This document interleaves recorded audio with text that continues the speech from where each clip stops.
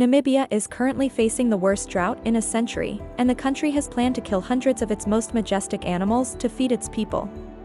According to this plan, which has been approved by the country's cabinet, 723 animals will be slaughtered, including 30 hippos, 60 buffaloes, 50 impalas, 100 blue wildebeests, 300 zebras, 83 elephants, and 100 elands.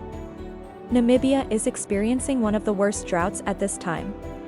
Its government says it's trying to support drought relief programs, adding that these animals will come from national parks and areas with sustainable populations and will be killed by professional hunters. According to the Integrated Food Security Phase Classification, or IPC, more than 48% of Namibians, or around 1.4 million people, are facing a food crisis at this time. In May this year, the government declared a state of emergency in the country. Emergency was declared from the 22nd of May under Article 26(1) of the Namibian Constitution and the Disaster Risk Management Act. According to the United Nations, Namibia has seen a 53% drop in cereal production and a nearly 70% decrease in dam water levels due to the ongoing drought. Last week, a UN spokesperson said that 84% of the country's food reserves were already exhausted. The World Food Programme announced in June that more than 30 million people across southern Africa have been affected by this severe drought. Droughts are common in this region, and it has faced several in the past decade, but the current one is the most devastating. Much of this is due to El Niño, a natural climate pattern that causes warmer, drier weather in different parts of the world. It has led to a severe rainfall deficit across the region, with temperatures remaining 5 degrees above average, according to the World Food Programme.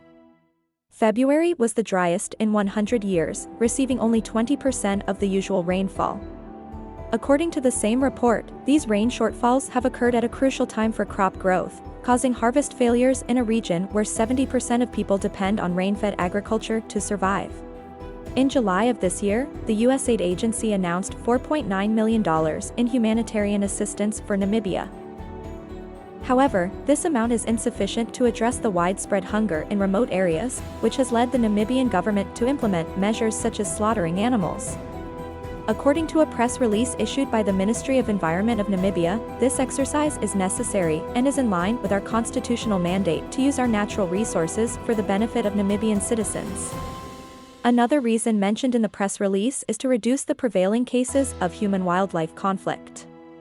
Since 2019, at least 33 people have been killed and 54 others injured due to human-wildlife conflict in Namibia. In May 2023, Namibia hosted a national conference which resolved, among other things, that elephant numbers need to be reduced. With the severe drought in the country, these conflicts are expected to increase as animals and humans both seek out water and vegetation. Although elephants are herbivores, they can be dangerous. Nearly 50 people were killed by elephants in Zimbabwe last year. Dr. Julianne Zeidler, the country head for the World Wildlife Fund for Namibia, said that while animals usually migrate during severe droughts, the current nationwide drought leaves no space for them to migrate to. Namibia's reliance on wild game is not a recent development. According to a recent government report on the country's game meat industry, people in the region have long consumed some of the animals listed in the Ministry of Environment's Cull list, such as zebra, blue wildebeest, and impala. According to Dr. Rose Mwabaza, eating wild game is a common practice worldwide. She is the regional director of the UN Environment Programme and said that the sustainable consumption of bushmeat is permitted under the Convention on Biological Diversity, but she sets conditions for this. As long as these animals are harvested using scientifically proven, sustainable methods that consider animal welfare and comply with both domestic and international laws and commitments, there should be no cause for concern. The Namibian government has already started implementing its program.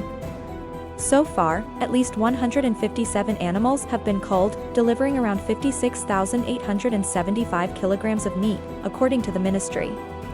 Namibian officials also claim that their efforts will help mitigate the impact of the drought on wildlife by focusing the hunt on areas where they feel numbers exceed available grazing and water.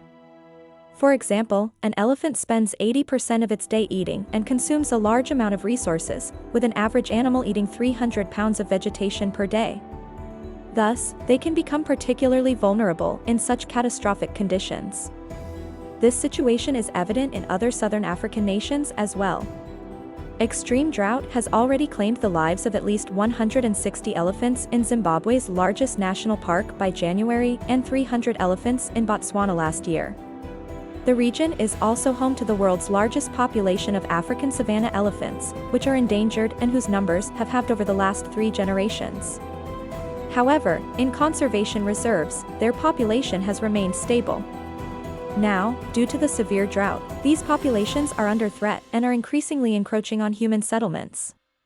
Other countries, like Australia, have allowed the culling of animals in the past. Over the years, Australia has sanctioned the killing of thousands of kangaroos, with officials previously warning that there wasn't enough food to sustain their population.